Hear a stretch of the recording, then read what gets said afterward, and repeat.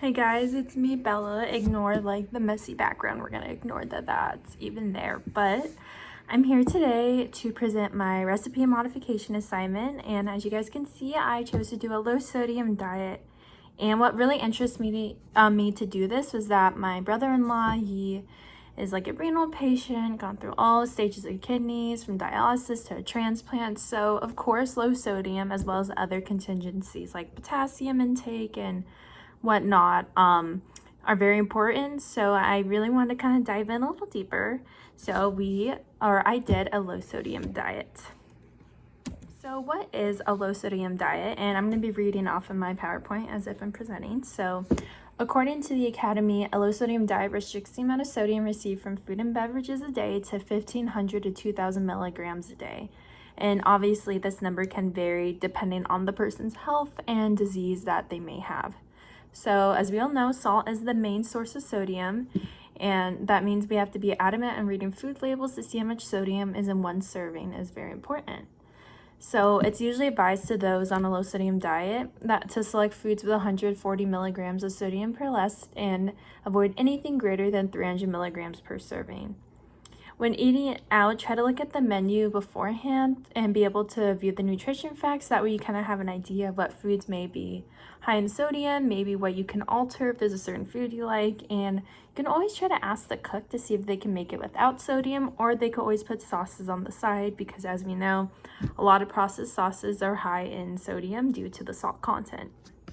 All right, so I had to take like a little short intermission from the last one I recorded to this one, so that's why I'm in a completely different shirt, but we're just gonna move right along.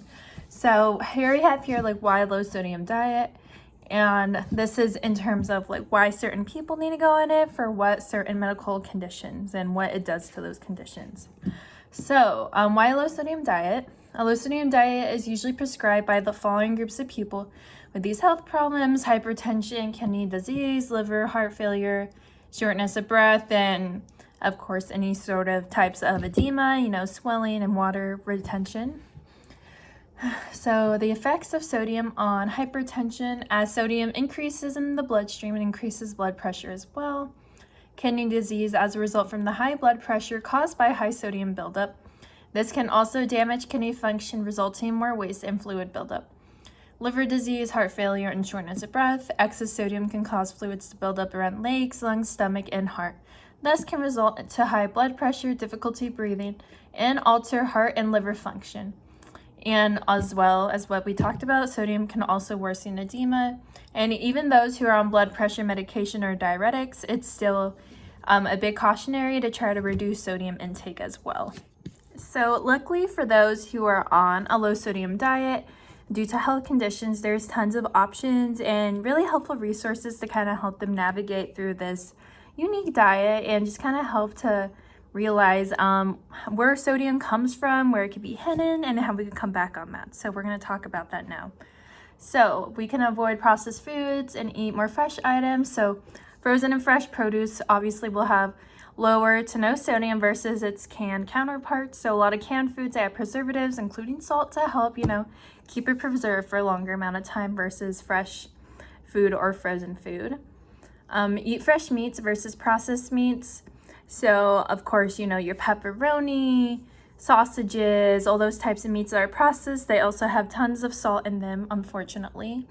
And then also those who might be plant-based, a lot of plant-based alternatives such as like veggie burgers or like veggie bacon, they unfortunately also have a lot of sodium. So just kind of being avid with looking at those labels and making sure per serving those sodium requirements meet within your needs. Let's see, looking for these labels and packages, they either say salt-free, sodium-free, and that usually means that they have less than 5 milligrams of sodium per serving. And then the low sodium label has less than 140 milligrams per serving. And then if a label says no salt added or salted, it still could be high in sodium, so keep an eye out for that. And then some ways to add flavor to food without using salt is lemon or lime juice. And I did use lemon juice for my recipe modification, so I'll talk about that more later.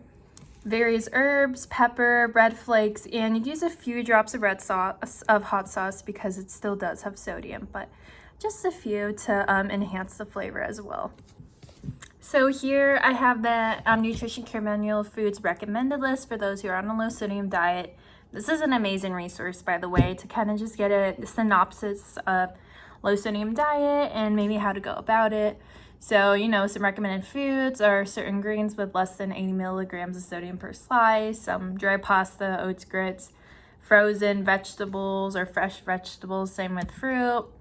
On the next slide, there's like Greek yogurt, natural cheeses that aren't processed, fresh proteins like we talked about, like fresh meat, fish, fresh eggs, and then a lot of unsalted desserts and snacks. And of course, low sodium condiments as well as natural spices that don't have salt in it. So if you want, you could go ahead and pause and take a look at that.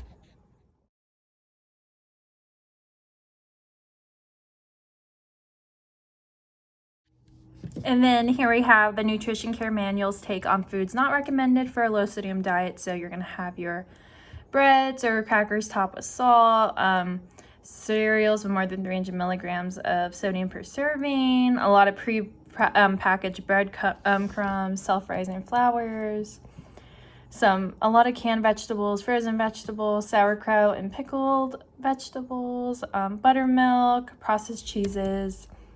And then, of course, we have the processed meats like we talked about, and then salted butter and margarine, and then condiments, of course, no salt. That means nothing. No kosher salt as well. Lemon pepper, Lawry's, bouillon cubes, ketchup, barbecue sauce, soy sauce. And yeah, these are definitely things you could talk to like a doctor or registered dietitian about to kind of just help navigate these sorts of changes, especially with these foods that we didn't realize were super high in sodium.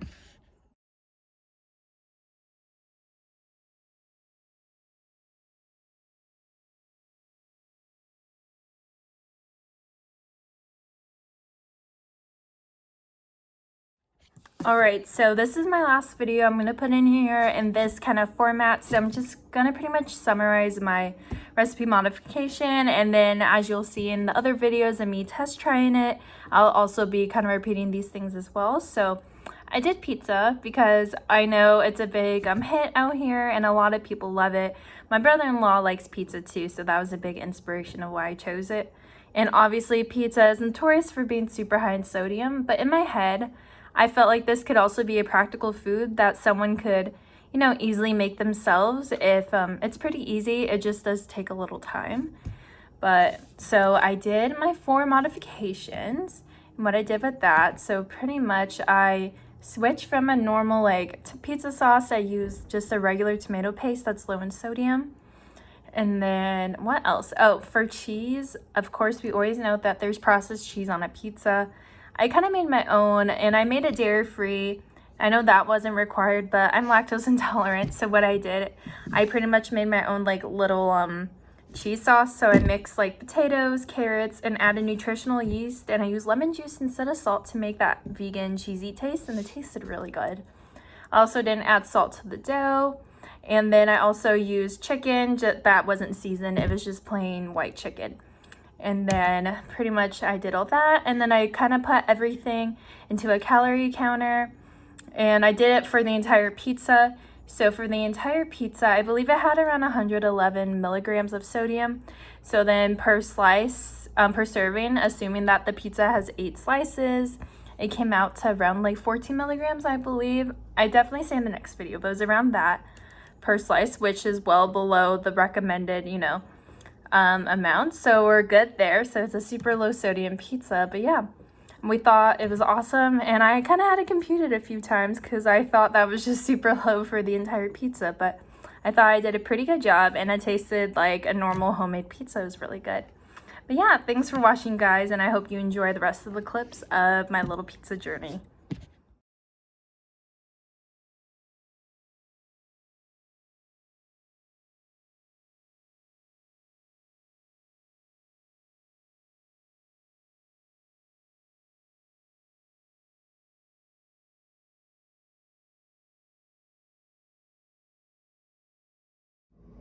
Alright, hey guys, so I made my pizza and I cut into this cute little triangle. I'm no Martha Stewart, so Sorry if it doesn't look as pretty or as cute as you thought, but we're gonna try it live on camera. I have not tried this before, so here's to a low sodium diet.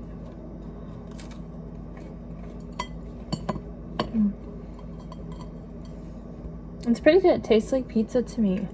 And I mean, it has like vegetables. I put nutritional yeast, made my own little like vegan cheese. I mean, I did that just because I'm lactose intolerant, but also a lot of processed cheeses are naturally high in sodium, so I just made my own.